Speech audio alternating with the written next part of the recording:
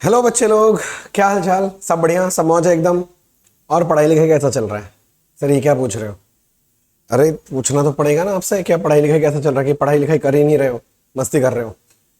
जितना भी हम लोग क्लास में सम्स कर रहे हैं ना बच्चे, लिख लिख के प्रैक्टिस जरूर करना। क्योंकि अगर आपको सक्सेस चाहिए तो आपको लिख लिख के प्रैक्टिस जरूर करना पड़ेगा। और अगर आप लिख लिख के प्रैक्टिस नहीं कर रहे हो बच्चे तो मुश्किल हो जाएगा। तो मैं आपको याद दिलाना चाह रहा हूं सबसे पहले कि जितना भी सम्स में करा रहा हूं क्लास में, उसको लिख लिख के प्रैक्टिस करो। और एग्जाम में जाने से पहले ना कम से कम हर एक सम 3 बार लिख के प्रैक्टिस हो जाना चाहिए, तब कॉन्फिडेंस बिल्ड होगा। नहीं तो कॉन्फिडेंस बिल्ड नहीं होगा। समझ में आ रहा है? सिलेबस इतना बड़ा है ना, तो उसको दिमाग में रखना है, तो उसको प्रैक्टिस करना पड़ेगा। तो प्रैक्टिस बनाए रखना। तो एक काम करते हैं, हम लोग आगे बढ़ते हैं। ठीक है, चलो चलो शुरू करो शुरू करो। अभी हम लोग करेंगे कॉन्सेप्ट नंबर 7। बहुत ही आसान सा कॉन्सेप्ट है, इसमें मुझे ज्यादा समझाना नहीं पड़ेगा, आप यूं चुटकियों में समझ जाओगे। ये क्या है भैया? ये है वैल्यूएशन ऑफ इन्वेस्टमेंट।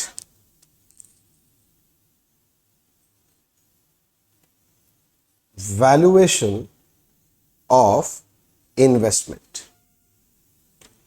अब मेरा बात बड़े ध्यान से सुनो। क्या बोल रहा हूं वैल्यूएशन ऑफ इन्वेस्टमेंट में? मैं नहीं बोल रहा हूं, जो बोल रहे सब बैंकिंग रेगुलेशन एक्ट बोल रहे। ठीक है ना? मैं एक बार समझा देता हूं थोड़ा सा, उसके बाद आपको नोटिंग भी कराता हूं। ये लोग बोलता है ये जो इन्वेस्टमेंट होता है ना, बैंकिंग कंपनी का बहुत सारा पैसा है, तो वो भी तो बाजार में इन्वेस्ट करता ही है। जैसे आप लोग करते हो इन्वेस्टमेंट, हम लोग करते हैं इन्वेस्टमेंट, वैसे बैंकिंग कंपनी भी अपना इन्वेस्टमेंट करता है। तो बोलता है इन्वेस्टमेंट को 3 कैटेगरी में बांटा जाना चाहिए। बुक में पढ़ोगे 2, मैं आपको बता रहा हूं 3। सुन लो पहले। एक होता है जिसको बोलते हैं हेल्ड टिल मैच्योरिटी। क्या बोला वर्ड? Held till maturity. एक होता है हेल्ड फॉर सेल, और एक होता है हेल्ड फॉर इन्वेस्टमेंट। एक्चुअली 3 होता है सर। बुक में आपको सिर्फ पहला ही 2 मिलेगा, मैं आपको प्रैक्टिकल वाला अप्रोच भी बता दे रहा हूं, don't worry. Held to maturity क्या है? वो इन्वेस्टमेंट जो बैंक ने खरीदा है और जिसको वो 12 महीना के बाद बेचेगा। आज खरीदा है ना, खरीदने के कितने महीने बाद बेचेगा? 12 महीना बाद। तो ऐसा जो इन्वेस्टमेंट है सर, ऐसा जो इन्वेस्टमेंट है उसको बोलते हैं held till maturity. Simple terms में इसको आप लॉन्ग टर्म इन्वेस्टमेंट बोल लो आपका। दूसरा होता है held for sale. Held for sale मतलब ये मैंने खरीदा है with the expectation to sell it within 12 months. खरीदने के 12 महीना के अंदर अंदर बेच देंगे। इसको 12 महीना के बाद बेचेंगे, इसको 12 महीना के अंदर बेचेंगे। तो बेसिकली ये जो है तुम्हारा शॉर्ट टर्म इन्वेस्टमेंट हो गया, ये लॉन्ग टर्म इन्वेस्टमेंट हो गया, और ये क्या है? Short term investment. समझ में आ रहा है? और एक तो बोलता है ये तुम्हारा held for trading, held for investment लिख दिया, सॉरी, हेल्ड फॉर ट्रेडिंग होता है। ये जो है ये इसको इन्वेस्टमेंट के कैटेगरी में डालते ही नहीं है हम लोग। Actually it is a part of current assets. Trading करने के लिए रखा है, रोज खरीद बिक्री खरीद बिक्री खरीद बिक्री, शेयर बाजार में नहीं करता है, तो वो हो गया हेल्ड फॉर ट्रेडिंग। सुना मोटा मोटा बात? तो अगर हेल्ड फॉर ट्रेडिंग को साइड हटा दें एक बार, तो ऐसे बोलेंगे हेल्ड टिल मैच्योरिटी होता है, और एक होता है हेल्ड फॉर सेल। ये जो हेल्ड टिल मैच्योरिटी है मतलब वो इन्वेस्टमेंट जो खरीदने के 12 महीना के बाद बेचेंगे, मतलब लॉन्ग टर्म इन्वेस्टमेंट है। हेल्ड फॉर सेल मतलब खरीदने के 12 महीना के अंदर बेच देंगे, मतलब ये शॉर्ट टर्म इन्वेस्टमेंट है। और हेल्ड फॉर ट्रेडिंग है, बेसिकली इसको इन्वेस्टमेंट नहीं बोला सकते, ट्रेडिंग एक्टिविटी के लिए, तो it is a part of current asset. But एक और बात बोल रहा हूं, एग्जाम में अगर कभी हेल्ड फॉर ट्रेडिंग बोल देना, उसको आप हेल्ड फॉर सेल मान के सम सॉल्व करोगे, उसको हेल्ड फॉर सेल मान लेना। हेल्ड फॉर ट्रेडिंग अगर बोलेगा तो एग्जाम में प्रैक्टिकल बात अलग है, एग्जाम का थोड़ा सा अलग बात है। मैं एक बात पूछूं आपसे, बोलना भाई जो इन्वेस्टमेंट आप क्लासिफाई कर रहे हो, ये हेल्ड टिल मैच्योरिटी है, ये हेल्ड फॉर सेल है, ये सब कर ही क्यों रहे हो? सर वैल्यूएशन पर्पस के लिए। मतलब बैलेंस शीट डेट के दिन आप बैलेंस शीट में अपने इन्वेस्टमेंट को बैलेंस शीट में दिखाओगे ना, तो बैलेंस शीट में कौन से वैल्यू में दिखाया जाता है उसको लेके चर्चा करना है। ये जो हेल्ड टिल मैच्योरिटी है ना, ये लॉन्ग टर्म इन्वेस्टमेंट है। इसको कॉस्ट में वैल्यू किया जाता है, जितने में खरीदे हो उतना रुपया में दिखाया जाता है। पर ये जो हेल्ड फॉर सेल है ना, ये शॉर्ट टर्म इन्वेस्टमेंट है। It is valued at cost और market value whichever is lower, lower में वैल्यू किया जाता है। मतलब अगर शॉर्ट टर्म इन्वेस्टमेंट है, अगर उसका कॉस्ट मान लो 100 रुपया है, अब उसका मार्केट वैल्यू 90 रुपया है, तो बैलेंस शीट में 90 रुपया दिखाएंगे। भैया 100 अगर कॉस्ट है मेरा, मार्केट वैल्यू 90 रुपया है, तो 10 रुपया क्या है? ये 10 रुपया तो आपका लॉस है। इसको हम लोग बोलते हैं वैल्यूएशन लॉस। इसको पीएल में चार्ज कर दिया जाता है। मतलब अगर इन्वेस्टमेंट 100 का है, इसका मार्केट वैल्यू 90 है, हेल्ड फॉर सेल का बात कर रहा हूं, तो 10 रुपया वैल्यू कम हो गया ना एसेट का, तो 10 रुपया को बोलेंगे वैल्यूएशन लॉस। इसको पीएल अकाउंट में डाल के परे करो, पीएल में खत्म कर देंगे। और बैलेंस शीट में हम लोग ये वाला इन्वेस्टमेंट कितने में दिखाएंगे? ये इन्वेस्टमेंट 90 में दिखाएंगे। समझ में आया? किंतु बैंकिंग रेगुलेशन एक्ट का इससे भी एक इंपॉर्टेंट रूल है जो मैं बता देता हूं। और ये क्या इंपॉर्टेंट रूल है जरा सुनो। बैंकिंग जो रेगुलेशन एक्ट है उसमें क्या बोल रहा है, उसको भी मैं थोड़ा बताता हूं। इसको थोड़ा सा हटा दूं, थोड़ा जगह वगह बना के फिर और थोड़ा बताता हूं।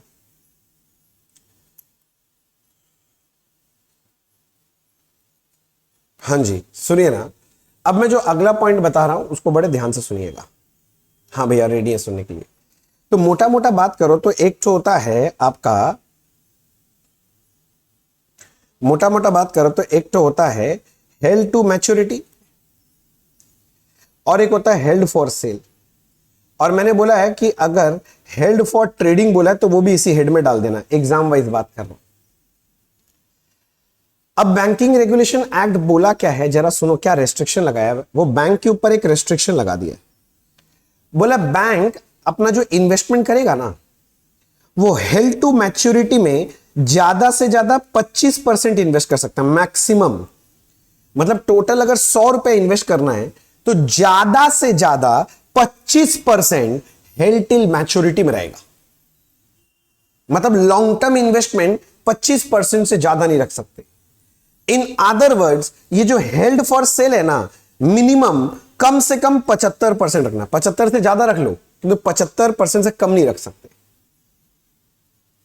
मोटा मोटा बात यह बोलना चाह रहा है कि बैंक अपना जो इन्वेस्टमेंट करेगा ना, वो शॉर्ट टर्म इन्वेस्टमेंट में पैसा ज्यादा रखेगा, लॉन्ग टर्म में बहुत ही कम रखने का जगह दिया गया है। लॉन्ग टर्म में रखना है तो ज्यादा से ज्यादा 25 से कम रखो तो भी चलेगा, ज्यादा 25 होगा।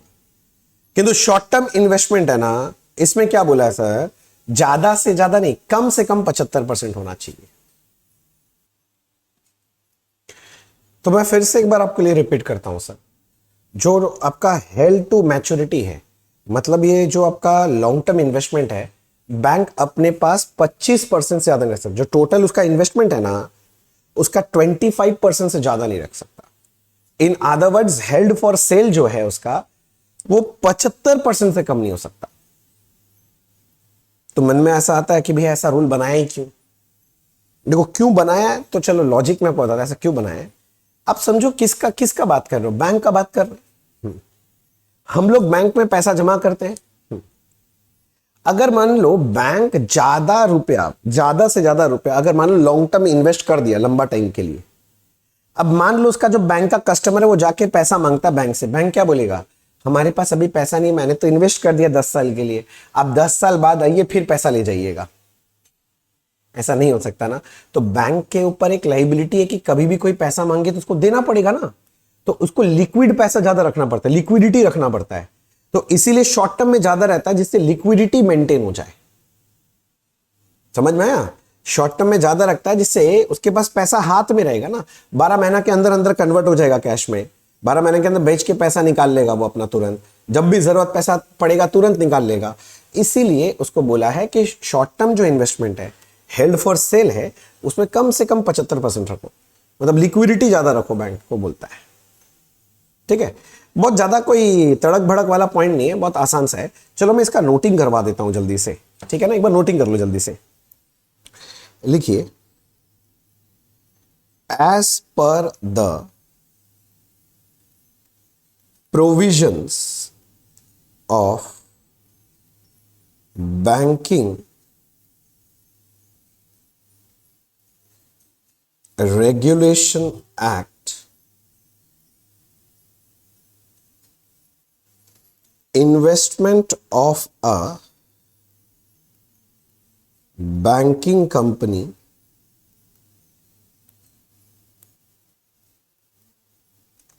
should be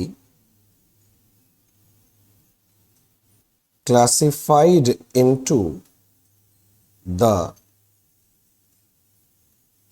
following headings.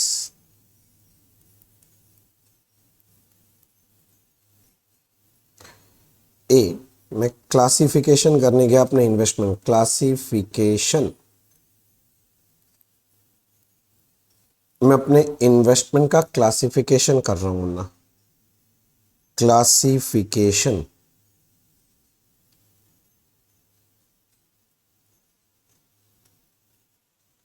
Classification पहला वाला क्या बोले सर? पहला वाला का नाम बोले थे हेल्ड टू मैच्योरिटी, शॉर्ट में इसको हम लोग HTM बोल लिखेंगे। जब भी मैं HTM लिखूं आप समझ जाना, एग्जाम में आप नहीं यूज कर सकते सब शॉर्ट फॉर्म। एक है हेल्ड फॉर सेल, शॉर्ट में इसको हम लोग HFS बोलते हैं, और एक तो है हेल्ड फॉर ट्रेडिंग, HFT। पर मैंने आपको बता दिया, ये बात याद रखना, मैंने 3 क्लासिफाई किया है। एग्जाम में अगर हेल्ड फॉर ट्रेडिंग बोलेगा मतलब वो हेल्ड फॉर सेल का बात कर रहा है। एग्जाम में ये वो लोग यूज करता है सर, इसलिए बोल रहा हूं, याद रखना। अब ये हेल्ड टू मैच्योरिटी किसको बोला हमने? अब हेल्ड टू मैच्योरिटी किसको बोला? ये होता है it is expected to be sold after 12 months from the date of its acquisition। खरीदने के 12 महीना के बाद बेचेंगे, 12 महीना के पहले नहीं बेचेंगे, 12 महीना के बाद बेचेंगे। बेसिकली इसको साधारण भाषा में हम इसको लॉन्ग टर्म इन्वेस्टमेंट बोलेंगे। तो ऐसे बोल सकते हैं, it can B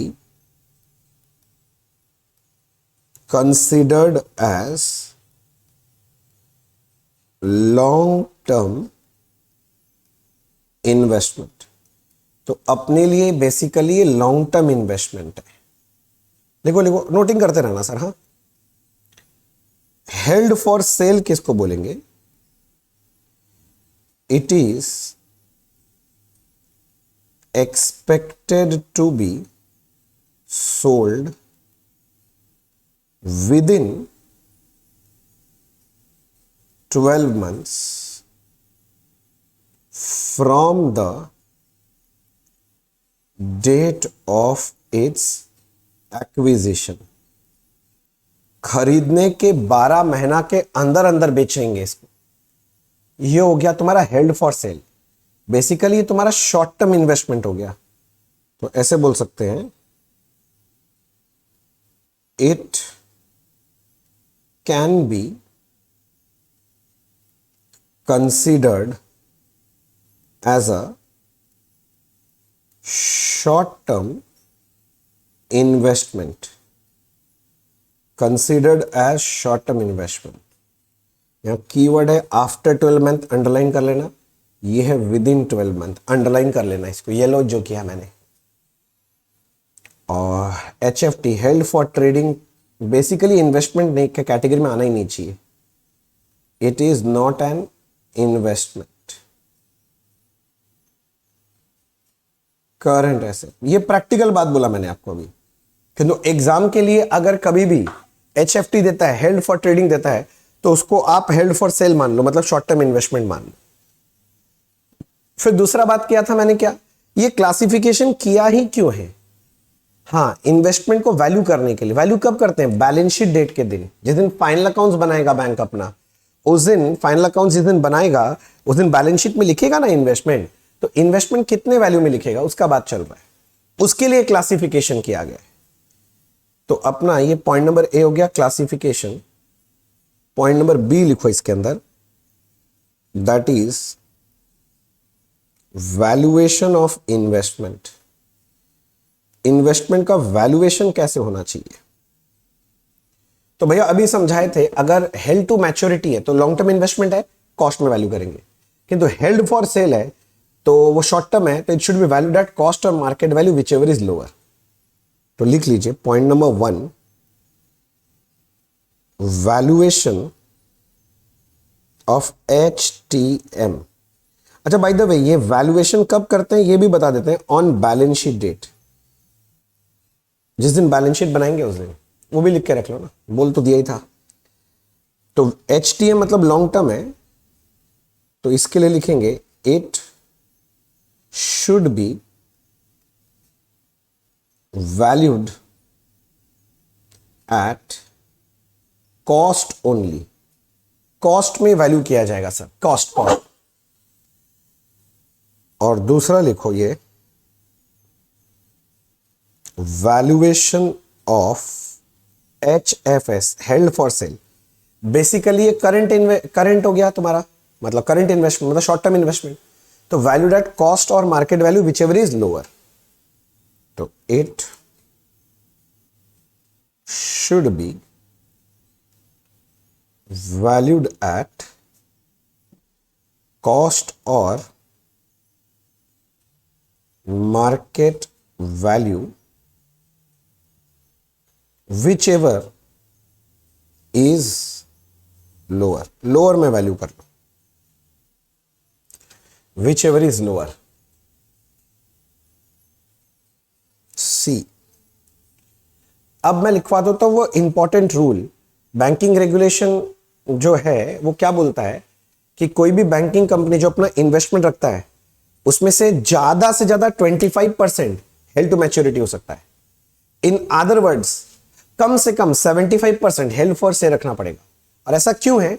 to maintain the liquidity position. नहीं तो अगर बैंक ज्यादा लॉन्ग टर्म में डाल दिया तो उसके हाथ में पैसा रहेगा नहीं, तो रिटर्न कैसे करेगा? अगर कोई आदमी आ गया अपना पैसा लेने के लिए, तो पैसा रखने के लिए मैं कोशिश कर रहा हूं जितना लेमन्स लैंग्वेज में हो सकता है समझाने का। Important rule,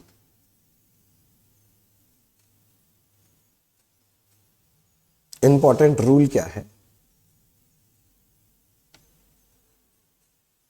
a banking company should not hold more than 25% of its total investment under the heading of HTM। HTM में हेल्ड टू मैच्योरिटी में 25% से ज्यादा नहीं रह सकता। टोटल इन्वेस्टमेंट का सिर्फ ज्यादा से ज्यादा 25% ही लॉन्ग टर्म मान सकता है। In other words,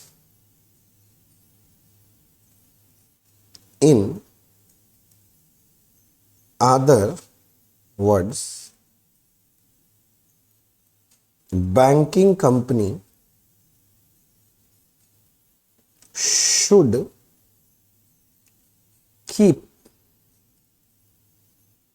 should keep at least 75% of its total investment under HFS। क्यों? To maintain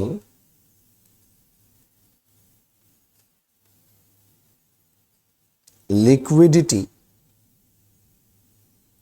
in the bank। To maintain liquidity in the bank। जल्दी नोटिंग करो, आप जल्दी से नोटिंग कर लेंगे सर। और जैसे ही नोटिंग हो जाए फिर हम लोग एक एग्जाम्पल लेके एक छोटा सा पॉइंट है, वो जो वैल्यूएशन लॉस बोल रहा था ना, उसको एक बार आपको नोटिंग करा देता हूं, करा दो भैया। एग्जाम्पल नंबर 1, मान लो कोई बैंक है, उसका टोटल इन्वेस्टमेंट है 1 लाख रुपए का। ऑब्वियसली जब मैं टोटल इन्वेस्टमेंट 1 लाख बोल रहा हूं तो 1 लाख इन्वेस्टमेंट का कॉस्ट है। आगे बोल रहा हूं, assuming 75% of total investment is held for sale whose market value is rupees 70,000, find valuation loss। मैं सारा चीज दिखाऊंगा। मैं बोल रहा हूं मेरे पास इन्वेस्टमेंट है टोटल 1 लाख रुपए का, उसमें से 75% हेल्ड फॉर सेल है। ठीक ही है, कम से कम 75 रखना है। और वो जो हेल्ड फॉर सेल है ना 75% मेरा इन्वेस्टमेंट, उसका मार्केट वैल्यू मैंने बोल दिया 70। तो मैंने पूछा बताओ वैल्यूएशन लॉस कितना है। क्वेश्चन समझ में आ गया? अब समझो ना, अगर 75% HFS है, हेल्ड फॉर सेल है, तो बाकी 25% क्या है? Held for trading, sorry held to maturity. और हेल्ड टू मैच्योरिटी तो कॉस्ट में वैल्यू हो ही जाएगा, किंतु ये जो हेल्ड फॉर सेल है 75% शॉर्ट टर्म है, उसको तो कॉस्ट और market value which is lower value करेंगे। तो अगर मैं आपके लिए इसका सॉल्यूशन करने जाऊं और मैं ऐसे लिखूं, वैल्यूएशन ऑफ इन्वेस्टमेंट, तो मैं बोल रहा हूं जो हेल्ड टू मैच्योरिटी है, टोटल इन्वेस्टमेंट जो 1 लाख है, उसका 25% यानी 25,000 होता है। इसको तो हमने वैल्यू कर दिया एट कॉस्ट, इसका तो यही वैल्यू है, वैल्यूड एट कॉस्ट। किंतु जो हेल्ड फॉर सेल है, हेल्ड फॉर सेल, इसका वैल्यूएशन करना पड़ेगा। इसके लिए चेक करना पड़ेगा कॉस्ट पहले। तो 1 लाख का 75% यानी इसका कॉस्ट तो 75,000 है। फिर इसका चेक करना पड़ेगा मार्केट वैल्यू। मार्केट वैल्यू 70,000 था। वैल्यू करना है विच एवर इज लोअर में, तो 70 और 75 में लोअर कौन है? 70, यानी बैलेंस शीट में इस इन्वेस्टमेंट को 70 दिखाना पड़ेगा। यानी आप सोचेंगे बैलेंस शीट में आप इन्वेस्टमेंट बोल के कितना दिखाएंगे, तो आंसर है बैलेंस शीट में आप इन्वेस्टमेंट आप अपना 95 दिखाएंगे। और ये 75 का जो 70 हो गया मार्केट वैल्यू, 5,000 कम हो गया है ना, इसको हम लोग बोलते हैं वैल्यूएशन लॉस। ये वैल्यूएशन लॉस ऑन HFS हो गया, हेल्ड फॉर सेल में। और ये जो वैल्यूएशन लॉस है इसको PL में चार्ज कर देते हैं हम लोग। भैया लॉस है एक तरह का, तो इसको PL में ले जाओ, खत्म करो। बस यही है। तो आपको यही ध्यान रखना है कि जो अपना हेल्ड फॉर सेल होगा उसको आपको लोअर में वैल्यू करना है, और अगर मार्केट वैल्यू लोअर आ गया तो वहां पर एक वैल्यूएशन लॉस आएगा, और वो वैल्यूएशन लॉस को अपने को PL में ले जाना पड़ता है। मोटा सर ये बात है और कुछ नहीं है। तो मैं बोल सकता हूं इसके साथ हमारे ये कॉन्सेप्ट खत्म हुआ। सर लोग सर इस कॉन्सेप्ट को 5 मिनट में देते हैं, देख हमने 20-25 मिनट लगा दिया। मैं उम्मीद करता हूं समझ में आ गया और ज्यादा कोई हाथी घोड़ा नहीं है, बस दिमाग में रखने वाला पॉइंट है वैसे। ठीक है, चलो सर, चलो अब आगे बढ़ते हैं। नोटिंग कर लिया था ना तुम लोग? नहीं किया तो पॉज करो ये वाला स्क्रीन को, रिकॉर्डिंग नोटिंग कर लो। अब मैं आगे बढ़ता हूं, सुनो ना। अब लिखो कॉन्सेप्ट नंबर 8, जिसका इंतजार था वो आ गया। वो है profit and loss account. Banking company का प्रॉफिट एंड लॉस अकाउंट बनाना सीखेंगे अब। मैं बोलूं अब थोड़ा सा, अगर आप मेरे को टाइम दो तो। बोला आप ही तो बोल रहे हो भैया, हम लोग कौन सा बोल ले रहे हैं। हाँ सही बोले हो, सुनो मेरा बात। देखो, बैंकिंग एक कंपनी है, ठीक है, पर मैंने आपको बोला था बैंकिंग कंपनी के लिए बैंकिंग रेगुलेशन एक्ट से गवर्नड है, और बैंकिंग रेगुलेशन एक्ट में ना बैंकिंग कंपनी का जो फाइनल अकाउंट्स है उसका अलग फॉर्मेट दिया है, तो हम वो फॉर्मेट यूज करेंगे। कंपनीज के केस में शेड्यूल 3 में जो फॉर्मेट यूज होता है ना, वो फॉर्मेट यहां यूज नहीं होगा। बैंकिंग रेगुलेशन एक्ट में जो फॉर्मेट दिया वही यूज होगा। एक्चुअली जो भी स्पेशल कंपनीज होता है जिसके लिए कोई स्पेशल एक्ट है और उस एक्ट में अगर कोई अलग फॉर्मेट दिया है ना, तो वो कंपनीज लोग क्या करते हैं, वो फॉर्मेट फॉलो करते हैं। नहीं समझे मेरा बात? फॉर एग्जाम्पल मैं आपको ऐसे बताता हूं, जैसे कि कोई नॉर्मल कंपनी हो तो कंपनीज एक्ट का शेड्यूल 3 फॉलो कर लेगा। अब बैंकिंग कंपनी है तो बैंकिंग रेगुलेशन एक्ट में जो बोला है ना फॉर्मेट, बैलेंस शीट और पीएल का, वो फॉलो करना पड़ेगा। अलग ही फॉर्मेट है इन लोग का। जैसे आप इंश्योरेंस कंपनी का नाम सुने होंगे, तो उसमें आईआरडीए से गवर्नड है। आईआरडीए ने जो फॉर्मेट दिया है फाइनल अकाउंट्स का, वो लोग वो फाइनल अकाउंट्स उस फॉर्मेट से बनाता है, वो लोग शेड्यूल 3 फॉलो नहीं करता है। किंतु इलेक्ट्रिसिटी कंपनी है, उसका अलग एक्ट है, पर वहां पर इलेक्ट्रिसिटी एक्ट में फाइनल अकाउंट्स का कोई फॉर्मेट ही नहीं दिया। तो इलेक्ट्रिसिटी कंपनी जो है ना, इलेक्ट्रिसिटी कंपनी, वो शेड्यूल 3 वाला ही फॉर्मेट यूज करता है। सीधा सीधा बात, यहां पर पीएल अकाउंट का एक अलग फॉर्मेट है बच्चे, वो फॉर्मेट हमें सीखना पड़ेगा और उसी से पीएल अकाउंट बनाना पड़ेगा। तो ये फॉर्मेट क्या है, मैं एक बार नोटिंग करा रहा हूं, और नोटिंग कराते कराते मैं धीरे धीरे आपको समझा दूंगा सर। तो मैं आपके लिए बना रहा हूं प्रॉफिट एंड लॉस अकाउंट। तो मैं यहां पर लिखता हूं, मैं आपके लिए बना रहा हूं profit and loss account for the year ended ... ठीक है सर। फॉर्मेट में आओ, फॉर्मेट में आओ, फॉर्मेट में आओ, फॉर्मेट में आओ, जल्दी जल्दी आओ। ये देखो, मैंने 2 कॉलम बनाया सर, ठीक है ना। एक कॉलम है, उसका नाम मैंने लिखा पर्टिकुलर्स, एक कॉलम का नाम मैंने लिखा शेड्यूल, और ये अपना अमाउंट का कॉलम है, अमाउंट। वैसे मैं पहले ही बता देना चाहता हूं, अमाउंट का प्रैक्टिकल लाइफ में 2 कॉलम बनता है। एक ये कॉलम एक करंट ईयर होता है और एक होता है प्रीवियस ईयर, 2 कॉलम बनता है। अब एग्जाम के जितने क्वेश्चंस आते हैं ना, उसमें वो लोग सिर्फ करंट ईयर का डेटा देता है, तो एक ही कॉलम बनाने से काम हो जाता है, इसलिए मैंने एक कॉलम बनाया। किंतु कभी आपको 2 साल का डेटा दिख जाए, इस साल का और पिछले साल का, तो 2 कॉलम अमाउंट का बनेगा, करंट ईयर और एक प्रीवियस ईयर। पर अभी करंट ईयर का ही बात कर। आप एक बात सोचो, अभी किसी भी चीज में प्रॉफिट लॉस अगर निकालना है बिजनेस में, तो क्या करते हैं वो लोग? भैया कुछ नहीं करते हैं, पहले अपने लोग कोई भी बिजनेस का इनकम लेते हैं, माइनस से वहां से उसका एक्सपेंस माइनस करते हैं, आ गया भैया प्रॉफिट और लॉस। तो यहां भी पीएल में मैं कोई नया काम नहीं करने वाला हूं। ये जो पीएल है इसमें भी पहले वही करेंगे, पहले इनकम लेंगे और माइनस एक्सपेंस करने वाले। तो अब देखोगे, तो मैं जब फॉर्मेट लिखने गया, इसमें सबसे पहले लिख लिया इनकम। अब मैं थोड़ा लॉजिकली बात करता हूं सर, सुनो सुनो सुनो। बैंक का सबसे बड़ा इनकम क्या, जरा सोचो तो। सर बैंक का हमको क्या पता भैया, बैंक हमको थोड़ी ना बताया क्या इनकम उसका।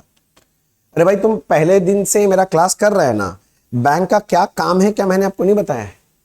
हाँ भैया, आपने बताया था कि हम लोग बैंक में जमा पैसा करते हैं, पैसा को जमा करते हैं, तो बैंक को पैसा लेता है, हाँ, फिर वो पैसा को उधार पे चढ़ा देता है बाजार में, हाँ, और उससे उसको इंटरेस्ट इनकम मिलता है, करेक्ट। तो भैया सोच के देखो, सबसे ज्यादा जो इनकम है बैंक का, इसी से तो आता है। वो जो ओवरड्राफ्ट दे रखा है बाजार में, कैश क्रेडिट दे रखा है, लोन दे रखा है, बिल डिस्काउंट कराते हैं, तो वो सबसे जो उसका इंटरेस्ट एंड डिस्काउंट इनकम है, उसका सबसे बड़ा इनकम वही होता है बैंक का। तो इसीलिए ये लोग सबसे पहला हेडिंग ये लोग बनाया है इसमें, इसका नाम रखा है लोग interest and discount, interest and discount, interest and discount. कैसा एन बन रहा है? हाँ, अब इंटरेस्ट एंड डिस्काउंट के लिए ये लोग एक शेड्यूल 13 बनाने बोलता है। एक शेड्यूल है, मतलब इसका डिटेल्स दिखाना पड़ेगा इसके अंदर। मैं दिखाऊंगा कैसे बनाते हैं शेड्यूल, बट यहां पर टोटल इंटरेस्ट लिख देंगे। अब इसके अलावा भी तो बैंक बहुत सारा इनकम कमा सकता है। जैसे अगर कोई इन्वेस्टमेंट खरीद के बेचा, उसमें प्रॉफिट लॉस आ गया, कोई फिक्स एसेट खरीद बिक्री किया, प्रॉफिट लॉस आ गया। बैंक बहुत सारा सर्विस देता है, उसके लिए कमीशन चार्ज करता है, ब्रोकरेज चार्ज करता है। बैंक ये फॉरेन एक्सचेंज कन्वर्ट करके देता है तो एक्सचेंज गेन होता है उसको। बैंक का बहुत सारा प्रॉपर्टी होता है, उस पर बैंक को रेंट इनकम मिल सकता है। सीधा सीधा बता, बहुत सारा इनकम हो सकता है। तो इंटरेस्ट छोड़ के बाकी जो भी इनकम होता है वो लोग उसको अदर इनकम के हेड में डालता है, और उसके लिए एक तो शेड्यूल नंबर दे दिया है 14। हाँ, ये शेड्यूल नंबर फिक्स्ड है, ये आप चेंज नहीं कर सकते। सर 13 से चालू हुआ है पागल है क्या? नहीं नहीं नहीं, एक्चुअली 1 से लेके 12 तक के जो शेड्यूल है ना वो बैलेंस शीट का है। जब मैं बैलेंस शीट पढ़ाऊंगा तब आपको बताऊंगा, ठीक है ना। 1 से लेके 12 बैलेंस शीट में आता है, 13 से चालू हो जाता है तुम्हारा पीएल में। तो एक इंटरेस्ट एंड डिस्काउंट हो गया है और एक अदर इनकम, बस इन सबको जोड़ दिया तो बैंक का टोटल इनकम आपको पता चल जाएगा। इसको मैं लिख दिया टोटल ए, टोटल लिख दिया, ए पार्ट बना दिया, या इनकम का टोटल पता चल गया बैंक का, ठीक है सर। अब क्या करेगा बैंक? अब अपना सारा खर्चा लिखेगा, मतलब एक्सपेंसेस। अब फिर से मैं वही क्वेश्चन पूछ रहा हूं, सर रुको ना, क्या सर इसमें इंटरेस्ट में कौन कौन सा इनकम आएगा, अदर इनकम है? मैं शेड्यूल डिस्कशन करूंगा कि इसके अंदर क्या क्या आएगा, कैसे डिटेल्स दिखाएंगे। थोड़ा सा पीएल समझाने दो ना पहले, इतना हड़बड़ी क्या है। अच्छा, तो मैं बोल रहा था सबसे पहले एक्सपेंस में सोचो, बैंक का सबसे बड़ा खर्चा क्या है? वो भी इंटरेस्ट है, क्योंकि हम लोग जो पैसा डिपॉजिट करते हैं सेविंग में, करेंट में, फिक्स डिपॉजिट में, उसमें बैंक लोग हम लोग को इंटरेस्ट देता है ना। हाँ, तो वो सबसे बड़ा खर्चा है, तो लोग उसको बोलता है इंटरेस्ट एक्सपेंडेड, जो खर्चा कर दिया। इंटरेस्ट एक्सपेंडेड, जो खर्चा कर दिया। और इसका अलग शेड्यूल नंबर डाला है 15। सुना, बैंक भी तो बिजनेस कर रहा है, तो बैंक का भी तो बिजनेस रिलेटेड बाकी बहुत सारा खर्चा होगा। अरे बिजनेस कर रहा मतलब ऑपरेशन है ना, बैंक का जगह का रेंट देता होगा, इलेक्ट्रिसिटी खर्चा है, स्टाफ का सैलरी है, ऑडिट करवाता है ऑडिट फीस देता होगा, बैंक का डायरेक्टर होगा डायरेक्टर का फीस देता होगा, प्रिंटिंग का, टेलीग्राम का, टेलीफोन का, जो बिजनेस चलाने के लिए नॉर्मल जो खर्चा तो वो भी तो बैंक करता है। हाँ, तो वो सारा खर्चा का हेडिंग बनाया, वो लोग नाम दिया जिसका ऑपरेटिंग एक्सपेंस। इसका भी शेड्यूल नंबर दिया 16। Schedule number 16।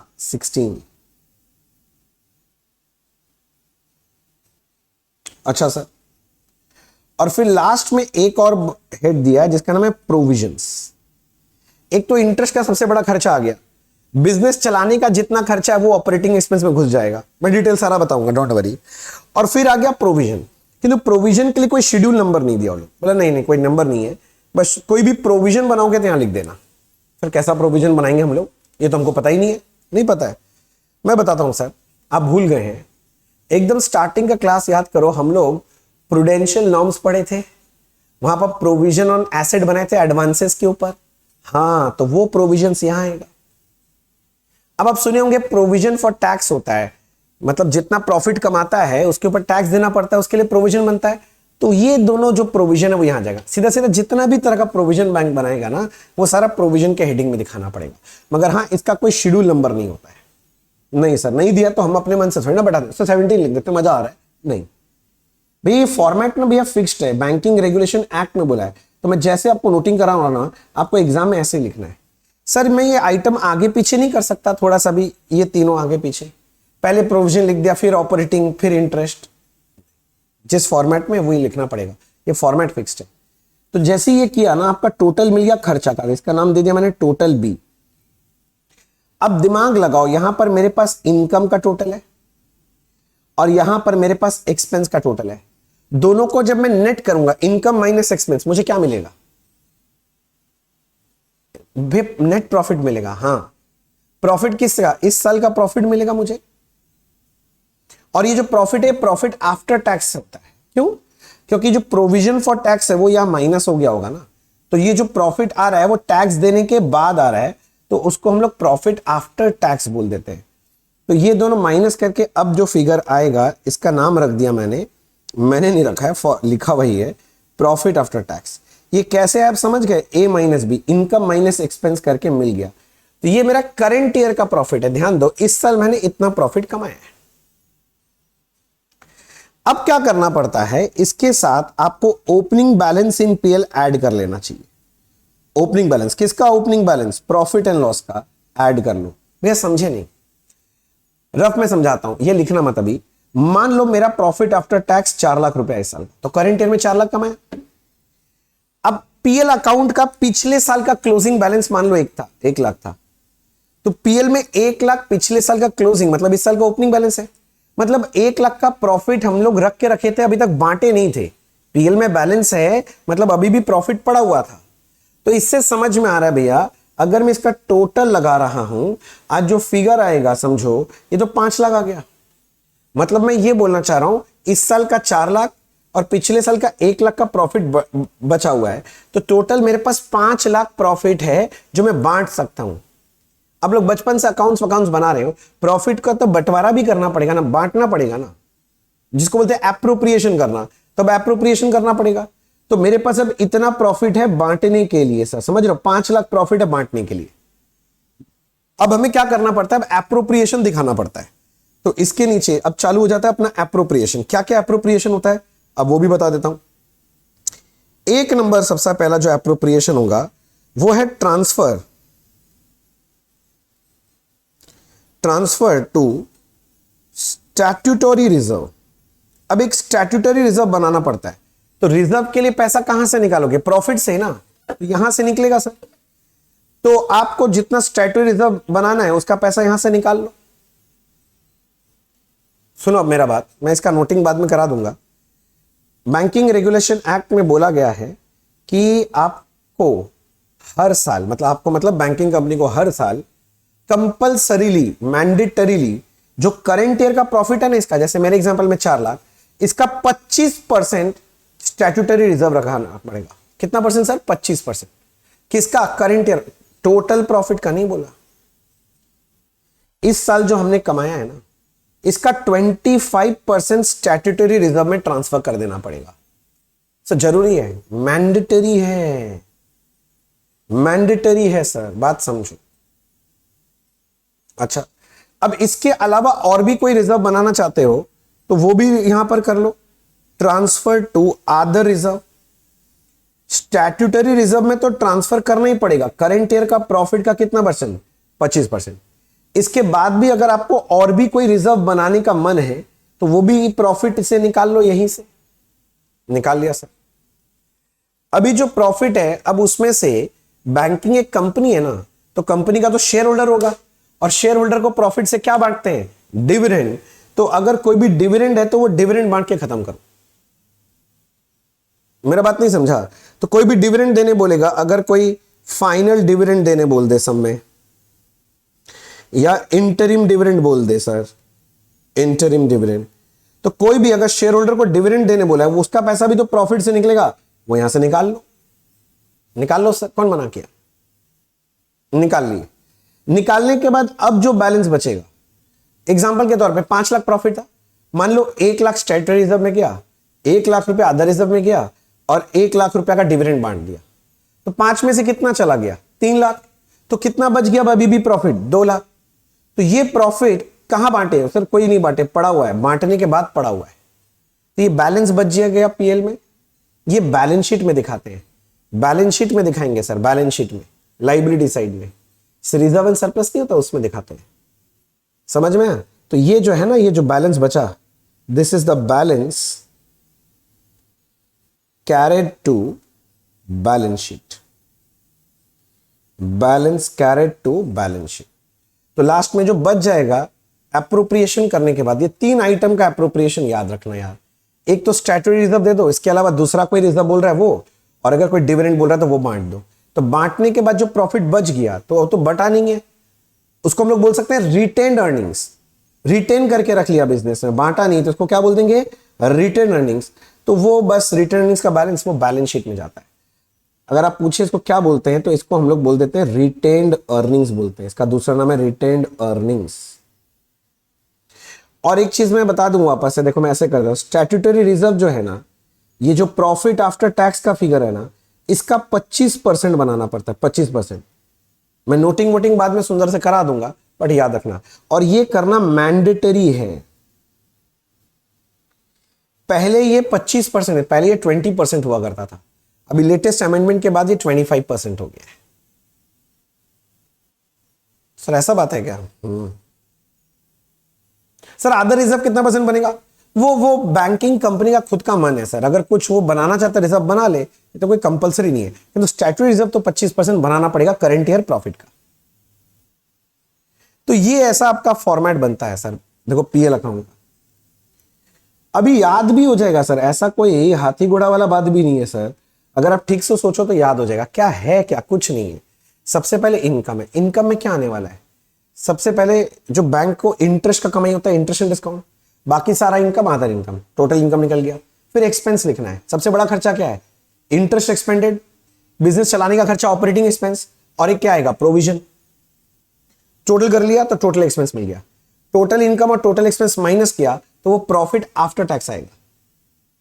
हाँ याद रखना, शेड्यूल 13, 14, 15, 16 है, चार शेड्यूल इसमें है। हमें शेड्यूल कैसे बनता है वो दिखा देता हूं आपको, पर प्रोविजन के लिए कोई शेड्यूल नहीं है, बस ये याद रखना आपको। और प्रॉफिट आफ्टर टैक्स आ गया, उसके साथ opening balance of PL add कर दो, और फिर जितना भी एप्रोप्रिएशन है, transfer to statutory reserve, other reserve और डिविडेंड जो बांटना बांट दो, करके जो बचेगा वो balance carried to balance sheet है। बैलेंस शीट में दिखाया जाता है वो बैलेंस।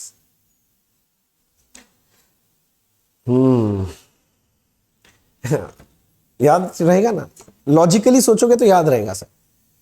पहला इनकम है, इनकम है इंटरेस्ट एंड डिस्काउंट। दूसरा है अदर इनकम, इनकम खत्म है। फिर है एक्सपेंस। एक्सपेंस में क्या आएगा? सबसे पहले इंटरेस्ट एक्सपेंडेड, फिर ऑपरेटिंग एक्सपेंस, और फिर क्या आएगा सर? प्रोविजंस। प्रोविजंस में क्या आता है? मैंने आपको बताया था, जैसे provision for advances, provision for tax, यही सब आता है आपके एग्जाम में। करके माइनस करके जो आएगा income expense, profit after tax है। Opening balance of PL add करो, फिर एप्रोप्रिएशन कर दो, सारा आ गया balance transfer to balance sheet. अब मुझे समझाना है, जैसे ये इंटरेस्ट एंड डिस्काउंट है, इसका शेड्यूल बनता है, मतलब इसका डिटेल्स दिखाया जाता है शेड्यूल बना के, कि इसमें कौन कौन सा इंटरेस्ट, कहां कहां से मिला आपको इंटरेस्ट। तो उसके लिए शेड्यूल कैसे बनेगा, मैं आपको वो शेड्यूल भी एक बार दिखा देता हूं, ठीक है ना? तो मैं आपके साथ बना रहा हूं शेड्यूल 13। बुक में भी ये सब दिया हुआ है फॉर्मेट सर, पर मैं आपको जिस तरह से दिखा रहा हूं सर, आपको याद करने में बहुत आसान होगा कि क्या क्या आता है। लॉजिकली सोचोगे फट से बन जाएगा। चलो मैं लॉजिकली सोचने पे आपको मजबूर करता हूं। आप सोचो, बैंकिंग कंपनी को जो इंटरेस्ट मिलता है कहां से मिलता है? भैया सुनिए ना, बैंक जो एडवांस नहीं देता है, मतलब वो जो ओवरड्राफ्ट देता है फैसिलिटी, उस पे बैंक को इंटरेस्ट मिलता है। बैंक कैश क्रेडिट देता है ना, उस पे इंटरेस्ट मिलता है। बैंक लोन देता है ना, उस पे इंटरेस्ट मिलता है। बैंक वो बिल डिस्काउंट करके देता है ना, उस पे इंटरेस्ट। वो इंटरेस्ट डिस्काउंट एक ही बात है, मैंने बताया था। तो यहीं से तो उसका मेजर इंटरेस्ट इनकम है। तो तुम मेरे से पूछेगा तो मैं आइटम बाय आइटम बोलूंगा, बैंक को इंटरेस्ट कहां कहां से मिल रहा है। तो सबसे पहले मिल रहा है इंटरेस्ट ऑन ओवरड्राफ्ट। अगर आपको मेरा पहला क्लास याद है ना, एडवांसेस 4 ही बोला था, overdraft, cash credit, loan, bill discounted. तो वो 4 जगह से इंटरेस्ट आता है सर, 4 जगह से बस। तो इंटरेस्ट ऑन ओवरड्राफ्ट हो गया। दूसरा हो गया sir interest on cash credit. अच्छा सर, इसके बाद हो गया इंटरेस्ट ऑन लोन। उसके बाद था इंटरेस्ट या डिस्काउंट, कुछ भी बोल सकते हो, ऑन बिल डिस्काउंट। इंटरेस्ट और डिस्काउंट कुछ भी बोल लो, ऑन बिल डिस्काउंटेड। हाँ ऑब्वियसली ये जो फिगर लेते थे, याद करो, इसमें रिबेट विबेट एडजस्ट करके लेते थे, याद आ रहा है? ओपनिंग रिबेट ऐड करते थे, क्लोजिंग रिबेट। हाँ, तो वो सब चीज याद रखना, वो सब भूलने से नहीं चलेगा। अगर वो भूल जाओगे तो गड़बड़ हो जाएगा। अच्छा भैया, इंटरेस्ट एंड डिस्काउंट हो गया। और इसके अलावा सोचो, बैंक इन्वेस्टमेंट भी तो करता है, हम लोग बात कर रहे थे। तो इन्वेस्टमेंट पे भी तो उसको इनकम आता होगा। इन्वेस्टमेंट जहां भी किया होगा उस पर इंटरेस्ट मिलता है ना। भैया सही बोल रहे हो। तो उसको वो लोग बोलता है इनकम ऑन इन्वेस्टमेंट। अब इंटरेस्ट ऑन इन्वेस्टमेंट भी लिखता है, पर वो लोग जो वर्ड यूज किया एक्चुअली एक्ट में, वो है इनकम ऑन इन्वेस्टमेंट। अच्छा, और बैंक को कहीं से इंटरेस्ट मिलेगा? हाँ, क्या होता है मैं बताता हूं। जैसे कि मान लो मैं हूं एक बैंक, मैं हूं कोटक बैंक। एक पड़ोसी बैंक है एचडीएफसी बैंक मेरा। अब एचडीएफसी बैंक को अचानक से पैसा का जरूरत पड़ा, वो मेरे से नहीं कोटक बैंक से पैसा मांगा, बोले कोटक बैंक थोड़ा दो ना 15 दिन के लिए पैसा। हम उसको दे दिए, मेरे पास एक्स्ट्रा पैसा था। तो अगर उसको दिए हम पैसा तो उससे क्या लेंगे? इंटरेस्ट। हम बैंक है, हम अपना पैसा आरबीआई के पास भी जमा रखते हैं, आरबीआई उस पे मेरे को इंटरेस्ट देता है। तो अगर मैं अपना पैसा कोई दूसरे बैंक या आरबीआई के पास रखूंगा, वहां से भी इंटरेस्ट आएगा। तो आखिरी ये हो गया इंटरेस्ट फ्रॉम आरबीआई और अदर बैंक, आरबीआई और अदर बैंक, ये हो गया सर। बस अब इन सबको अगर मैं जोड़ दिया सर, इन सबको मैंने अगर जोड़ दिया सर, इन सबको अगर मैंने जोड़ दिया तो मुझे क्या मिल जाएगा सर? इंटरेस्ट मिल जाएगा। ये शेड्यूल 13 है, याद रखना, शेड्यूल 13 मिल गया सर। ये टोटल जो है ना बच्चा, ये टोटल, ये जो टोटल है, ये टोटल हम लोग यहां लिखेंगे सर, समझो बात को, ये टोटल यहां जाके लिखा जाता है। तो डिटेल्स शेड्यूल में दिखाया जाता है, टोटल आप सिर्फ पीएल में लिखोगे। बोलो यहां तक हुआ? कोई डाउट है? नहीं। अब आइए अदर इनकम में, सीधा सीधा बात बोलूं, इंटरेस्ट इनकम छोड़ के बैंक के पास जो भी इनकम आएगा वो सब आप अदर इनकम में बैठा दें। इंटरेस्ट छोड़ के जो भी इनकम आएगा, तो मैं दिखाता हूं इसका शेड्यूल कैसे बनेगा। शेड्यूल 14 बनेगा। अब ये शेड्यूल नंबर याद रखना पड़ेगा सर आपको थोड़ा। अब मैं क्या करूं सर, ये सब याद रखने का बात है तो आपको याद रखना ही पड़ेगा सर। सर सर सर मेरा डाउट है क्या सर, ये शेड्यूल में आपने जो सजाया है ये ऐसे ही रहेगा कि ऊपर नीचे कर सकते हैं? इसमें ऊपर नीचे कर सकते हैं, उसका टेंशन नहीं है, पर पीएल का फॉर्मेट ऊपर नीचे मत कर देना। पीएल जैसे बनाया है वो फॉर्मेट वैसे ही रहेगा, उसको ऊपर नीचे मत करना। हाँ, शेड्यूल का आइटम्स तुम ऊपर नीचे करते हो वो चलेगा, उसके लिए मार्क्स नहीं कटेगा, उसके लिए श्योरिटी रख सकते हो आप। ठीक है sir. Schedule number 14 other income, schedule number 14 other income, schedule number 14 other income. हाँ सर, अदर इनकम में क्या कमाता है? देखो बैंक बहुत सारा सर्विस देता है ना। अब वो जो जैसे बैंक हम लोग के बिहाफ में कलेक्शन वलेक्शन करता है तो कमीशन चार्ज कर लेता है, सुना होगा, ब्रोकरेज चार्ज कर लेता है। बैंक एक्सचेंज ट्रांजैक्शन करके देता है हमारा फॉरेन करेंसी में, उसका एक्सचेंज का कमाई है। तो बैंक का अदर इनकम में क्या क्या आ सकता है? एक तो आ सकता है commission, commission, exchange and brokerage. Commission, exchange, brokerage, ये बैंक का कमाई है भाई साहब। और क्या है भैया? सुनो, बैंक वो इन्वेस्टमेंट रखता है ना अपने पास। इन्वेस्टमेंट जब खरीद बिक्री करता है तो वहां से भी तो प्रॉफिट आता है। हाँ, तो profit on sale of investment, profit on sale of investment आता है। अच्छा ध्यान रखना, इनकम ऑन इन्वेस्टमेंट बोलेगा तो वो इंटरेस्ट इनकम है, इंटरेस्ट में जाएगा, और profit on sale of investment बोला है तो वो अदर में जाएगा। अच्छा एक बात याद रखना, इस शेड्यूल की खासियत क्या है, अगर profit on sale of investment अगर अदर इनकम में आएगा तो लॉस ऑन सेल भी यहीं से एडजस्ट हो जाता है। तो लॉस ऑन सेल ऑफ अगर कोई इन्वेस्टमेंट का भी दे दे तो ये मत सोचना भैया लॉस है कहीं और जाएगा, ये भी अदर इनकम के शेड्यूल में ही दिखाया देगा। ऐसे इन्वेस्टमेंट का कई बार रिवैल्यूएशन होता है, उसमें भी प्रॉफिट आता है, तो वो भी यहां पर आ जाएगा। मतलब profit on revaluation of investment, और अगर रिवैल्यूएशन क्या कभी लॉस आ गया तो उसको भी यहां पर दिखा देना, that is loss on revaluation of investment, loss on revaluation of investment. मतलब मोटा मोटा बात भी आप ये बोल रहे हो, अगर कोई इनकम आ रहा है तो उसके अगेंस्ट अगर लॉस आ गया तो वो भी यहीं पर दिखा देते हैं नेट करके। करेक्ट है। अब मान लो तुम्हारा कोई फिक्स एसेट है, लैंड, बिल्डिंग, कोई भी अदर एसेट है, उसको बेच के प्रॉफिट है, वो भी यहीं दिखाएंगे। तो profit on sale of land, building and other asset. तो उसी लॉजिक से बोल सकते हैं अगर कोई लॉस आ गया है तो वो भी यहां पर दिखा सकते हैं, that is loss on sale of land, building, other asset, वो भी यहीं दिखा दिया। समझ रहा है? कोई एक्सचेंज ट्रांजैक्शन है उसमें प्रॉफिट लॉस आ गया तो वो भी आ जाएगा, लिख लो profit on exchange transaction. Sir ऊपर में भी तो एक्सचेंज था, अरे वो तो एक्सचेंज से जो कमीशन वमीशन कमाया ब्रोकरेज वो सब आ जाएगा। ये एक्सचेंज के वजह से कोई प्रॉफिट लॉस आ गया, बैंक के पास डॉलर था उसने बेच दिया, उसको ज्यादा पैसा मिल गया, तो वही हो गया ना प्रॉफिट ऑन एक्सचेंज ट्रांजैक्शन। और अगर कोई लॉस ऑन एक्सचेंज ट्रांजैक्शन हुआ तो वो भी यहां दिखा देना। बात समझ रहे हो? कोई अगर डिविडेंड इनकम मिला बैंक को तो वो भी यहां दिखा देना। अरे छोड़ो ना यार, इतना क्या बात है, सारा इनकम आएगा। मैं ऐसे लिख देता हूं मिसलेनियस इनकम, इतना कौन लिखेगा?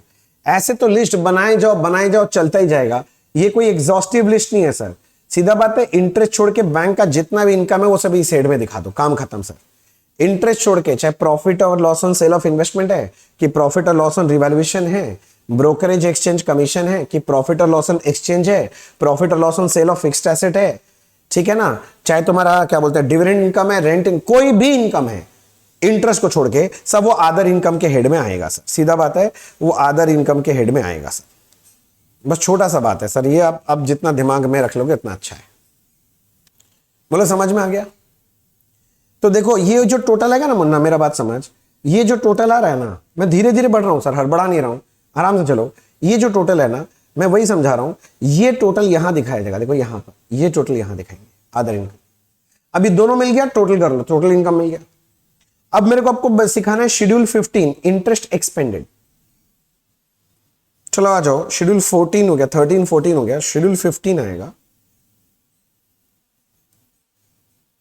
शेड्यूल 15 आएगा विच इज इंटरेस्ट एक्सपेंडेड।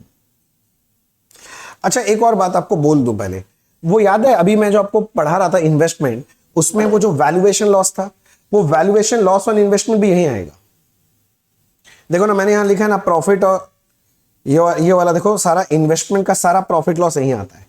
तो वो जो वैल्यूएशन लॉस आएगा उसको भी यहीं डालना, यहीं पर डालना वैल्यूएशन लॉस।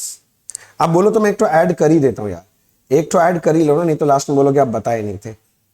लो जी मैं यहां डाल देता हूं वैल्यूएशन लॉस ऑन HFS, वो भी यहीं आ जाएगा। अब ये बताने का तो जरूरत नहीं है ना कि लॉस होगा तो माइनस होगा। हे भगवान, ये देखो ये लॉस है तो ये माइनस होगा, लॉस है ये माइनस हो जाएगा, ये भी लॉस है ये माइनस हो जाएगा, ये लॉस है ये माइनस हो जाएगा, ये भी लॉस एक तरह से माइनस हो जाएगा। जो जो प्रॉफिट है वो प्लस होते जाएगा, जो जो लॉस है वो माइनस होते जाएगा। जो जो प्रॉफिट है वो प्लस होते जाएगा, जो जो लॉस है वो माइनस होते जाएगा। समझ गया ना?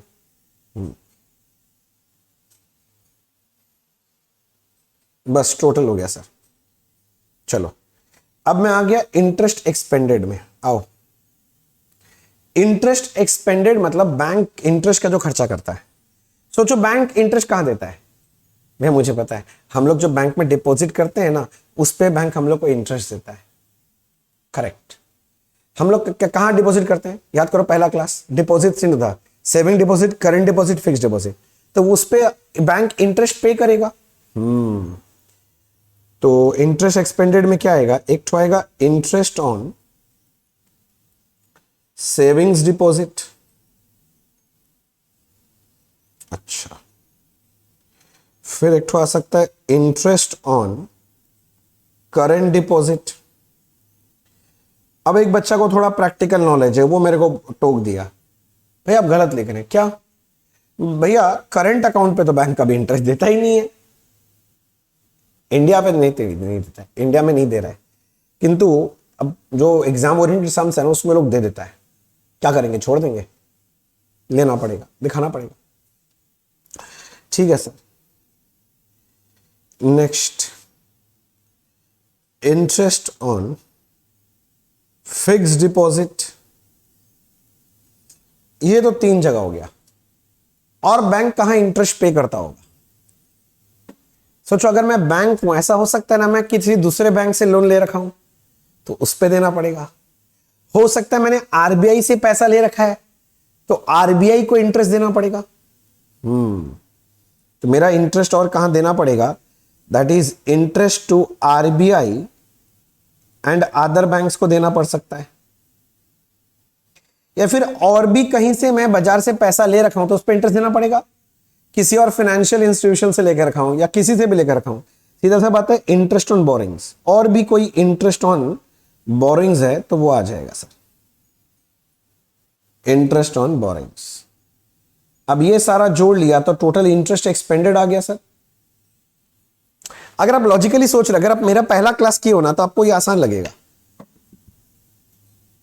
क्योंकि मैंने पहले क्लास में आपको बताया डिपॉजिट्स में 3 होता है, उस पर इंटरेस्ट पे होता है, तो वो सारा आ गया यहां पर। एक तो आरबीआई अदर बैंक के इंटरेस्ट ऑन बोरिंग्स आ गया। तो ये जो टोटल है ना मुन्ना, ये टोटल यहां आके बैठेंगे। देखो मैं समझा रहा था, यहां पर शेड्यूल 50।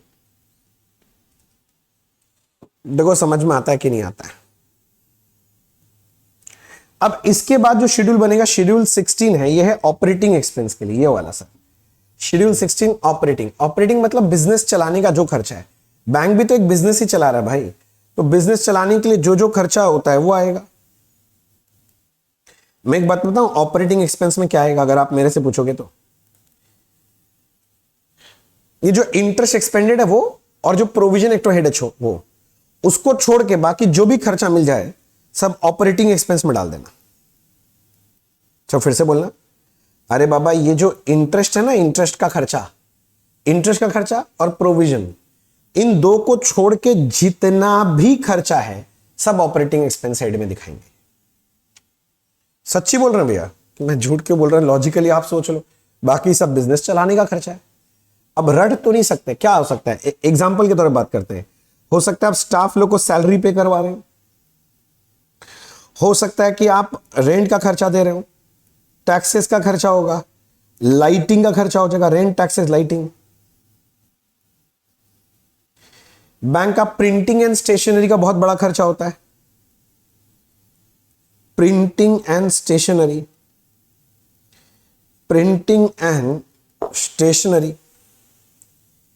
बैंक बहुत सारा एडवर्टीजमेंट भी करता है, आप देखोगे बैंक का एडवर्टीजमेंट लगा रहता है चारों तरफ, तो एडवर्टीजमेंट एंड पब्लिसिटी, ये सब का खर्चा दिखाई दे सकता है। बैंक का खुद का एसेट है, उस पर वो क्या करेगा? डेप्रिसिएशन, तो मैं लिख दिया डेप्रिसिएशन।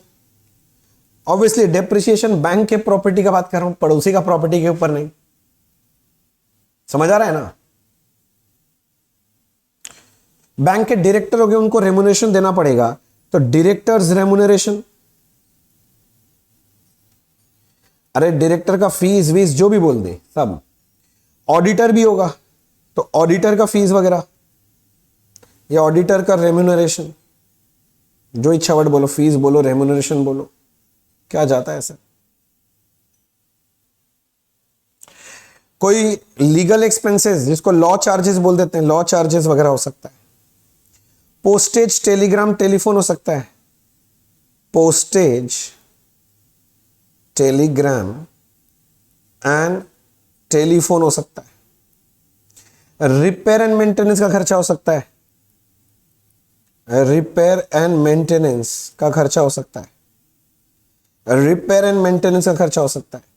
इंश्योरेंस कुछ ले रखा है बैंक, उसका हो सकता है। अरे सीधा सीधा कोई भी खर्चा, आदर, इसको छोड़े कुछ भी आ गया। बैड डेट दे दिया भैया, बैड डेट वो भी यहां आएगा। अरे ये तो मैं बोल रहा हूं, ये कोई एग्जॉस्टिव लिस्ट नहीं दिया मैंने आपको, ये तो मैंने बस एग्जांपल्स लिख दी आपके लिए कि भैया ये सब जो खर्चा है ना, बस ये सब आपको ऑपरेटिंग में दिखाना पड़ेगा। भैया याद करें ना, अरे नहीं मैंने तो बोला इंटरेस्ट का खर्चा और प्रोविजन, उन दोनों को छोड़ के बाकी जितना भी खर्चा है सब ऑपरेटिंग एक्सपेंस में ठूस दो, काम खत्म। अब इतना इतना और ज्यादा बात करने का मतलब ही नहीं है। अब तुम सोचोगे याद करोगे तब तो मर जाओगे, कर लो याद। तो समझो ये जो टोटल आएगा ना सर, टोटल, ये जो टोटल आएगा ऑपरेटिंग एक्सपेंस का, ये जाके मैं अपने पीएल अकाउंट में दिखाऊंगा यहां। समझ में आया मेरा बात? ये जो प्रोविजन है ना, इसके लिए कोई शेड्यूल नहीं है।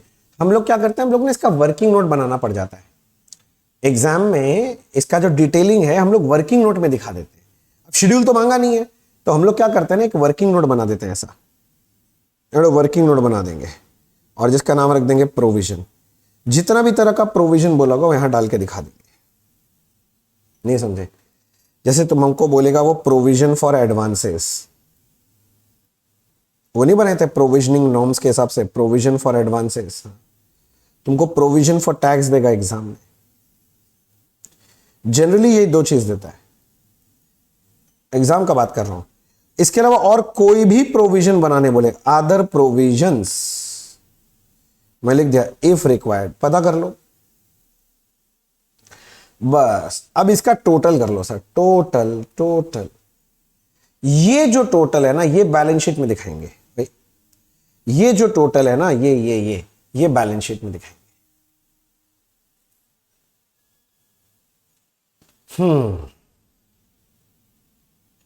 प्रोविजन फॉर एडवांस आएगा, कैसे निकालते प्रोविजन फॉर एडवांस पूरा सिखाया हुआ है, आपको रिवाइज कर लेना। मैं पहले दिन बोला सबसे इंपॉर्टेंट चीज है। प्रोविजन फॉर टैक्स क्या होता है? प्रॉफिट बिफोर टैक्स होगा, उस पर जितना टैक्स बोलेगा उतना लगा देंगे, हो गया प्रोविजन फॉर टैक्स, मिल जाएगा। और अदर अगर कोई और प्रोविजन बनाने बोला कभी कोई भी और डेटर वेटर के ऊपर, तो वो सारा प्रोविजन बना देंगे। अब मैं वही समझा रहा हूं, ये जो टोटल है ना, ये जो टोटल है ना, ये टोटल यहां बैठा देंगे। तब लॉजिकली समझो, तीनों फिगर आ गया, टोटल कर लो।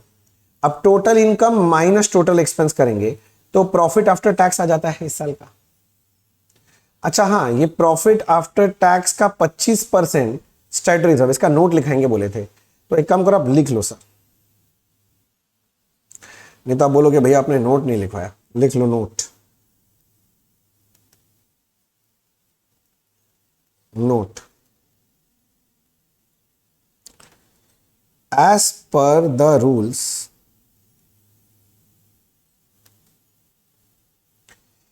it is mandatory, it is क्या हो रहा है, it is mandatory for all the banks to transfer to statutory reserve, statutory reserve में ट्रांसफर करना जरूरी है। आउट ऑफ, कहां से? Current years net profit, current years profit after tax, and such transfer should not be less than 25% of current year's profit after tax। तो current year का जो आपका प्रॉफिट आफ्टर टैक्स है उसका कम से कम कितना परसेंट? 25% जो है आपको रिजर्व में ट्रांसफर करना पड़ेगा। कौन सा रिजर्व? Statutory reserve. कौन सा रिजर्व? Statutory reserve. लिख लिया नोट? भैया सुनो ना, ये तो आप बोले स्टैट्यूटरी रिजर्व में 25% ट्रांसफर करना पड़ेगा, मतलब क्वेश्चन बोलेगा तब ट्रांसफर करना है कि क्वेश्चन नहीं बोलेगा तब भी ट्रांसफर करना है? भाई अगर क्वेश्चन बोल दे तो ठीक ही है, देख कई बार क्या होता है ना, क्वेश्चन अपने मन से एक परसेंटेज दे देगा, 10%, 20%, कुछ बोला ट्रांसफर कर देना। क्वेश्चन अगर नहीं भी बोल रहा है ना तो भी आपको एग्जाम में ट्रांसफर करके दिखाना पड़ेगा। कितना परसेंट? 25%। क्वेश्चन अगर अपने से कोई परसेंटेज बोल रहा है तो अलग बात है, नहीं तो हमेशा 25% ट्रांसफर करके आप, क्वेश्चन साइलेंट है तो भी आप ट्रांसफर करोगे, ठीक है ना? एक तो नोट लिख लो सर, नोट।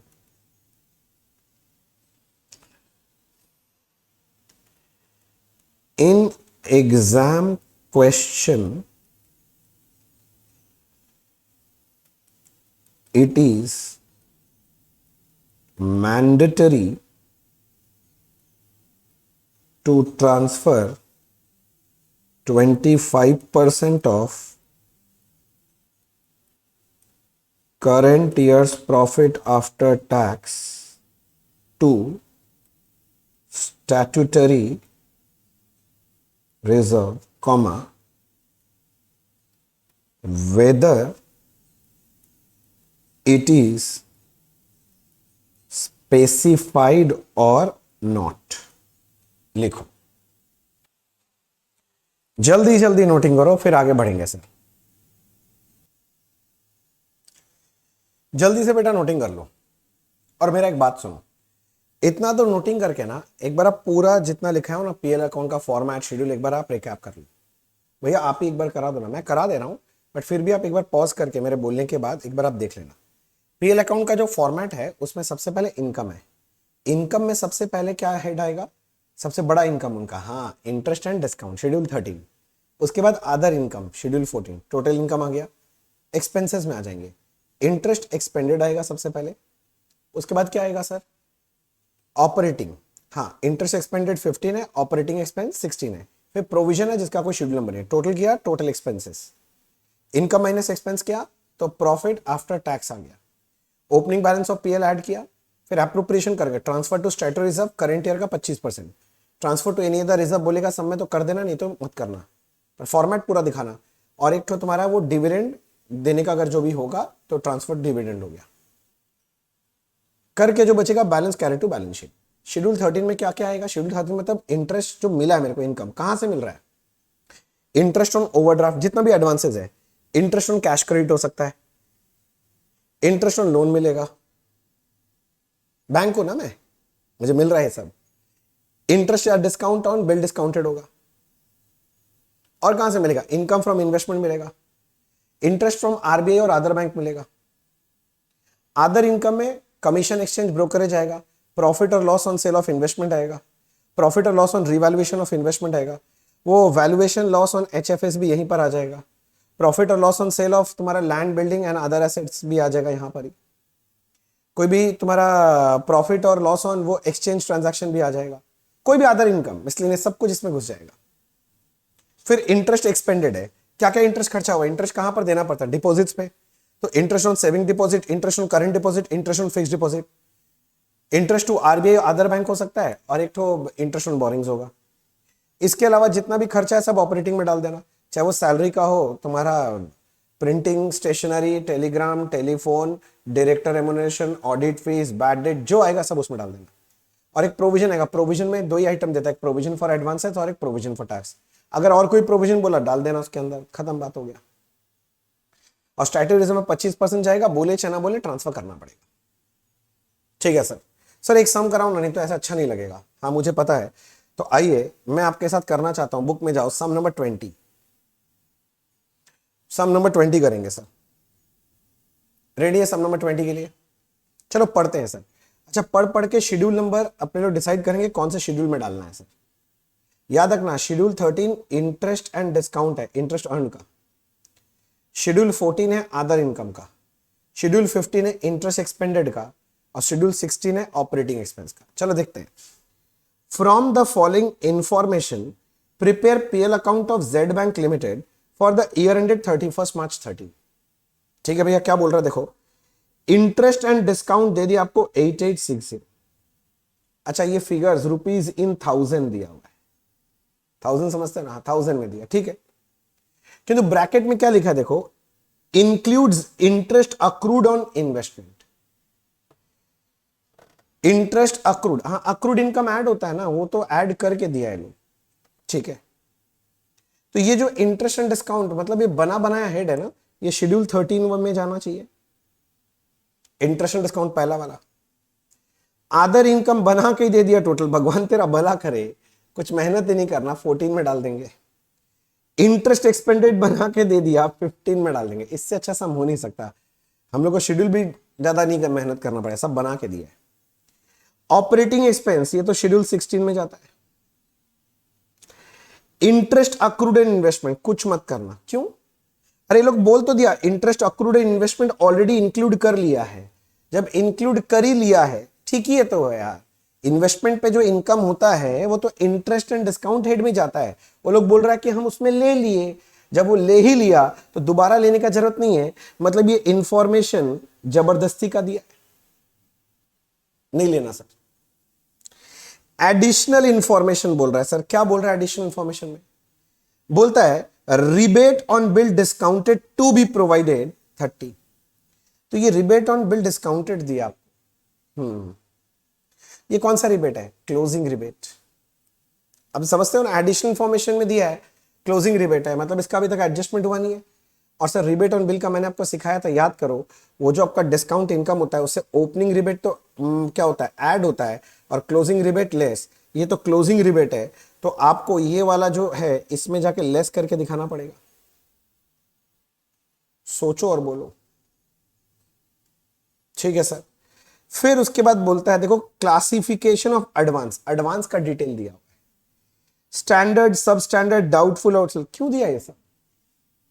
हाँ, प्रोविजन बनाने के लिए।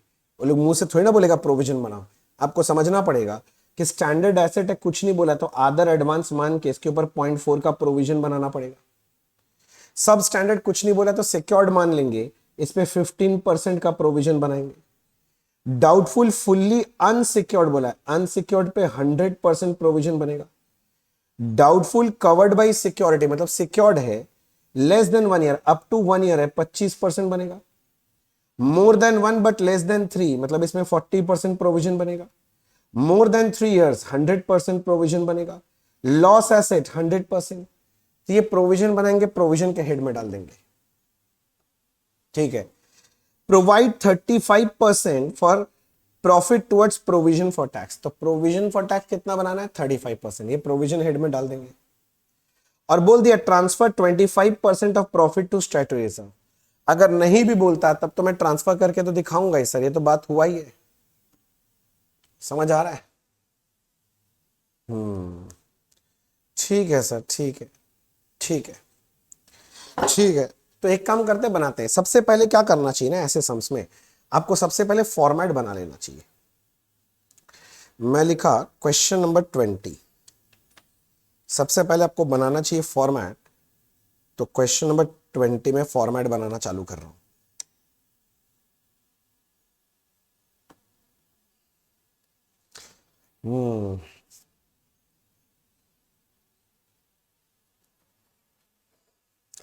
बताइए सर, फॉर्मेट तो आपको पता है, बैंक का नाम क्या है, जेड बैंक लिमिटेड, तो अपने लोग लिखेंगे ऐसे, जेड बैंक लिमिटेड।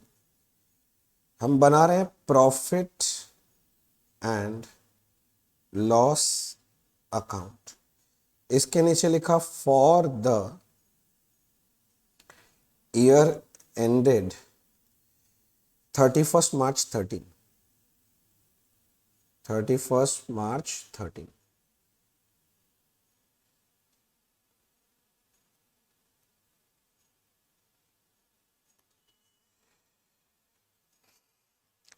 अब फॉर्मेट बना लीजिए सर, 2 कॉलम बनाएंगे, एक शेड्यूल, एक अमाउंट।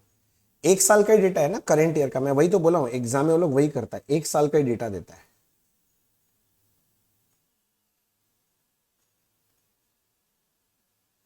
पहले आप ना फॉर्मेट बना लो, ज्यादा सोचो मत, बाद में फॉर्मेट भरने का काम करेंगे सर। चलो स्टार्ट हो जाओ। सबसे पहले लिखते हैं इनकम। इनकम में सबसे पहले लिखते हैं इंटरेस्ट एंड डिस्काउंट, शेड्यूल 13 से चालू होता है। उसके बाद है अदर इनकम,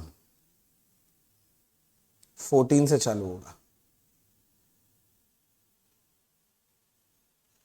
ये जो आएगा इसको टोटल ए बना देंगे। फिर आता है बच्चे एक्सपेंसेस, लिखते रहना साथ साथ साथ। इसमें सबसे पहले था आपका इंटरेस्ट एक्सपेंडेड, शेड्यूल 15। फिर आना चाहिए ऑपरेटिंग एक्सपेंस, शेड्यूल 16। उसके बाद आना चाहिए प्रोविजन। अच्छा सुनो ना, इसमें कोई नो, इसमें कोई शेड्यूल नंबर नहीं, हम इसका वर्किंग नोट बना के दिखाएंगे, तो लिख देता हूं वर्किंग नोट वन। हाँ बस, शेड्यूल नंबर नहीं है ना उसका, इसीलिए ये हो गया टोटल बी। इसके बाद आता है अपने पास प्रॉफिट आफ्टर टैक्स ए माइनस बी। इसके बाद अपन लोग ऐड करेंगे opening balance. Obviously opening balance किसका, पीएल का, लो लिख दो ओपनिंग बैलेंस इन पीएल। करके एक टोटल फिगर आ जाएगा। टोटल फिगर आने के बाद अब फिर एप्रोप्रिएशन वाला आइटम लिखना पड़ेगा। पहला आता है ट्रांसफर टू स्टैट्यूटरी रिजर्व करना पड़ेगा 25%। दूसरा होता है ट्रांसफर टू अदर रिजर्व, और तीसरा ऐसे डिविडेंड लिख के भी छोड़ सकते हो, डिविडेंड का आता है, या फिर आप final dividend and interim dividend लिख दो, डिविडेंड करके लास्ट में जो बचेगा वो balance carried to balance sheet है। Balance carried to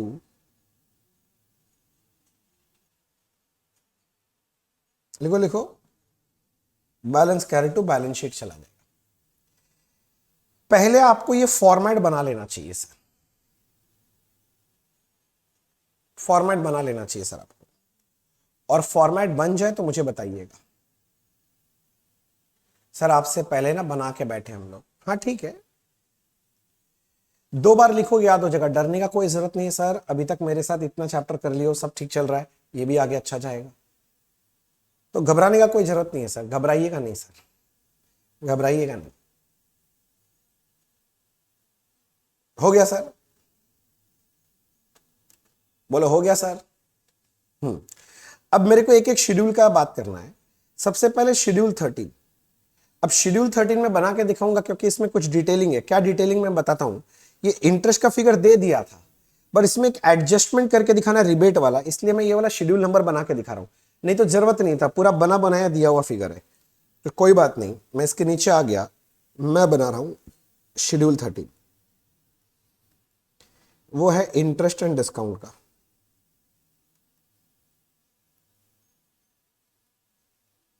interest and discount, interest and discount का सर, ठीक है सर, इंटरेस्ट एंड डिस्काउंट है सर। हाँ तो क्या सर, तो अब लिखना है सर इसके अंदर। सर सारा आइटम लिख के दिखाना है? नहीं नहीं, जितना है उतना। जैसे ये लोग पहला क्या दिया है, इंटरेस्ट एंड डिस्काउंट 8860, तो मैं आपके लिए लिख दिया इंटरेस्ट एंड डिस्काउंट 8860। उसमें इनकम और इन्वेस्टमेंट लिया हुआ तो दोबारा अलग से थोड़ी ना जोड़ के दिखाएंगे ना, बिल्कुल नहीं। हाँ मगर रिबेट था, क्लोजिंग रिबेट माइनस होता है, वो था 30, तो यहां से माइनस करके दिखाएंगे closing rebate on bill discounted. अब आपको याद है ओपनिंग रिबेट ऐड होता है, क्लोजिंग रिबेट लेस होता है, तो क्लोजिंग रिबेट लेस करके दिखाएंगे। तो ये जो फिगर आ रहा है ये आ रहा है 8830, ठीक है ना। अभी जो फिगर है 8830 मुन्ना, ये फिगर को ले जाओ आप अपने पीएल में, बना लिया। अब ये फिगर को ले जाओ यहां पर 8830, फिर आता अदर इनकम। ये लोग टोटल ही दे दिया सर, अगर नहीं देता तो मैं बनाता सर डिटेल्स, पर डिटेल्स में क्या दिखाऊं, कुछ दिखाने का ही नहीं है। तो ये फिगर उठा के यहां 220 बैठा दो, कैलकुलेटर लो हाथ में, 8830 प्लस 220 9050 आ गया, 9050। अब इंटरेस्ट एक्सपेंडेड देखो, ये लोग दे रखा है यहां पर इंटरेस्ट एक्सपेंडेड 2720, इसमें कोई तो कुछ दिया ही नहीं है, तो पूरा बना बनाया फिगर मैं बैठा दिया।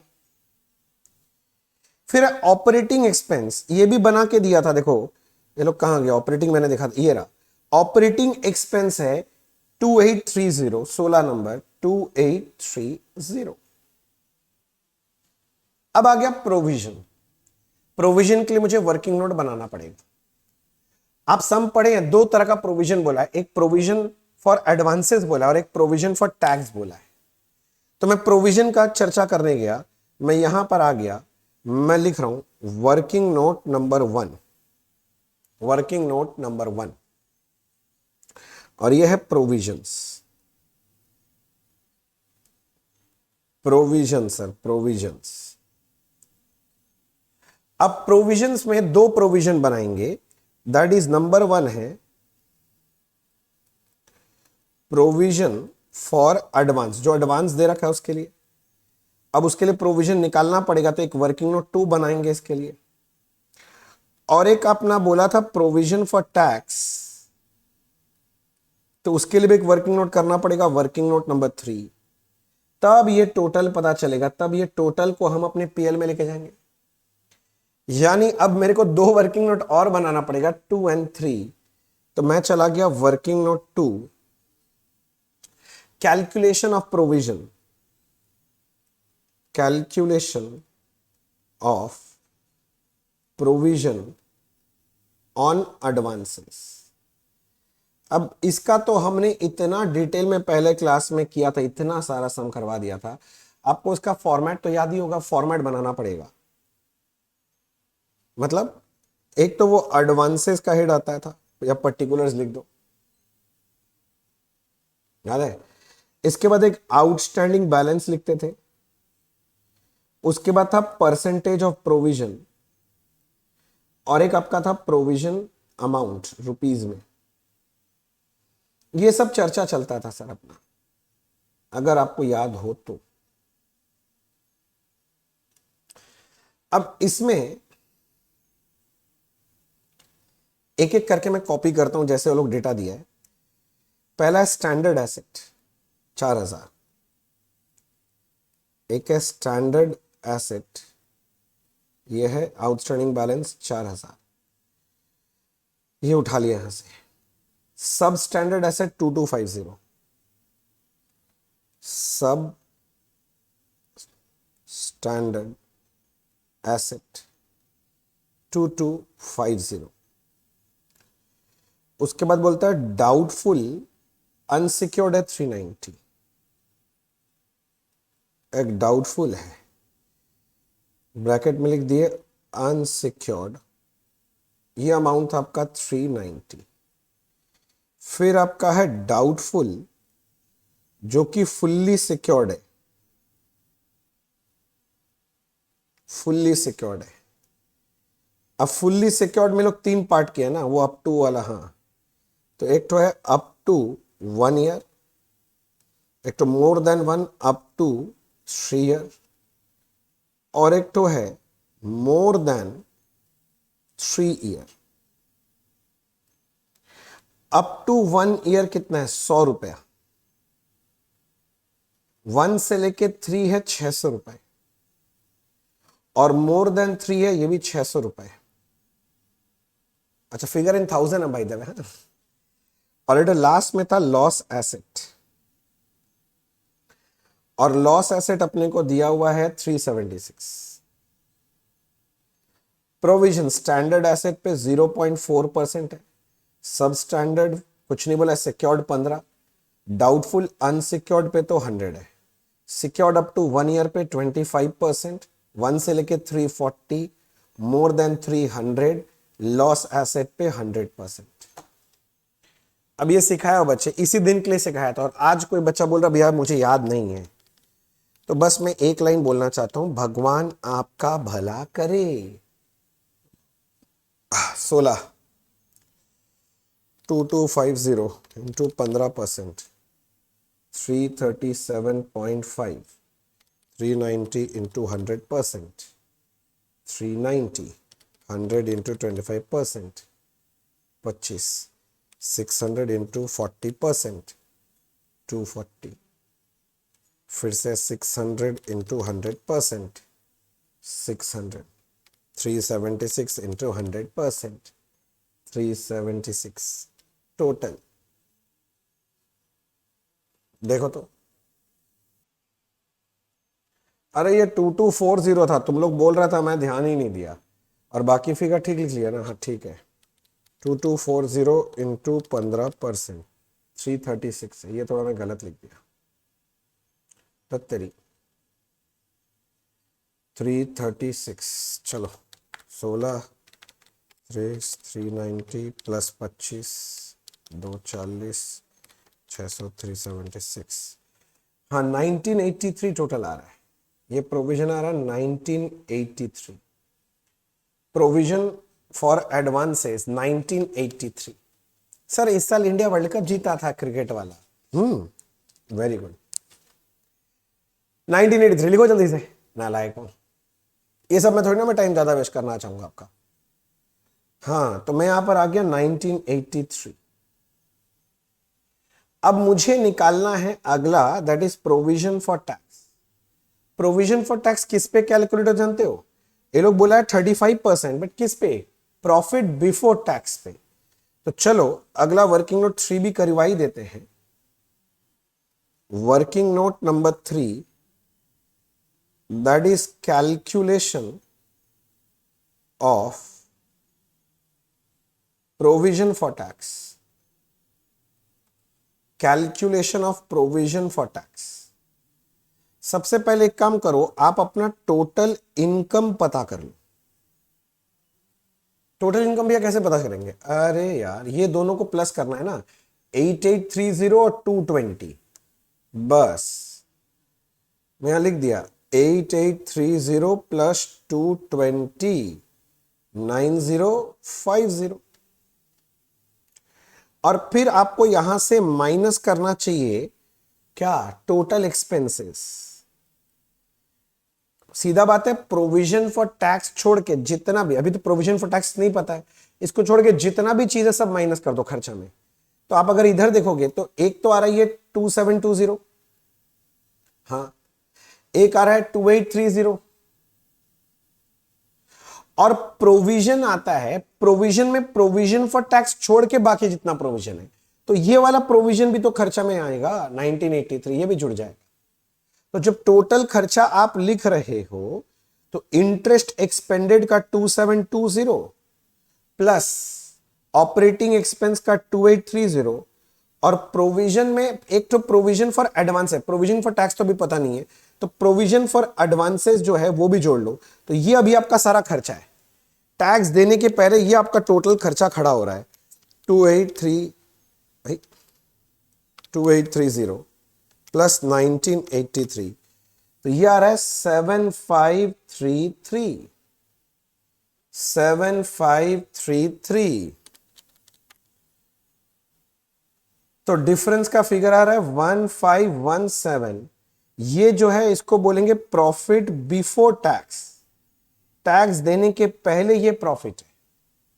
इसके ऊपर 35% टैक्स बोला है, तो टैक्स एट द रेट 35% बोला है ना, तो 1517 का 35%, 1517 का 35%, दैट इज 530.95, 530.95, 530.95। ये है अपना प्रोविजन फॉर टैक्स। तो ये टैक्स को मैं फिगर यहां लिख रहा हूं 530.95 ले लो। फिगर इन 1000 है ना, तो पॉइंट रख लो 1983 530.95 जोड़ लिया तो यह आ रहा है 2513.95, 2513.95, 2513.95। ठीक है सर। अब ये फिगर को लेके चले जाओ यहां पर 2513.95 प्लस 2830 प्लस 2720 जोड़ जाड़ के बन रहा है 8063.95।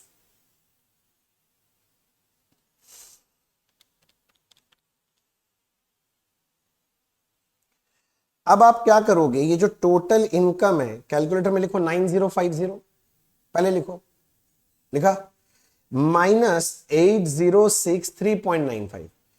तो पॉजिटिव फिगर आ रहा है मतलब प्रॉफिट है, तो इस साल का प्रॉफिट है 986.05, 986.05 करंट ईयर प्रॉफिट आ गया। अब ओपनिंग बैलेंस ऑफ पीएल तो सब में कुछ नहीं दिया था, तो ओपनिंग बैलेंस कितना है? 0। तो टोटल प्रॉफिट अवेलेबल है 986.05, 986.05। अब स्टैट्यूटरी रिजर्व बनाना है करेंट ईयर प्रॉफिट का। बात सुनो, ये वाला, ये टोटल नहीं ले रहा हूं ना, ना करेंट ईयर प्रॉफिट जो है ना 986.05 उसका 25%, 98605 का 25%, इसका अपने को करना है 25%। तो इसका आ रहा है 2 डिजिट तक अगर रखना चाहते हो 246.51, ये आ गया 246.51। ये तो ट्रांसफर टू स्टैट्यूटरी रिजर्व है। ट्रांसफर टू अदर रिजर्व कुछ नहीं बोला है, ट्रांसफर टू डिविडेंड भी कुछ नहीं बोला है। तो बचेगा कितना, 986.05 माइनस 246.51, तो अपने पास लास्ट में बच रहा है 739.54। This is the profit carried to balance sheet. तो जब बैलेंस शीट बनाओगे ना, तब ये वाला प्रॉफिट बैलेंस शीट में दिखाओगे, पीएल अकाउंट का बैलेंस बोल के। खत्म हो गया सर, कैसा लगा बताओ? ठीक है सर, तो एक काम करते हैं, आज इतना ही रखते हैं, अगले दिन फिर मिलेंगे। Thank you so much, good night, शबा खैर, sweet dreams, do yourself, bye bye. Revise कर लो, फिर ही आगे का क्लास देखो।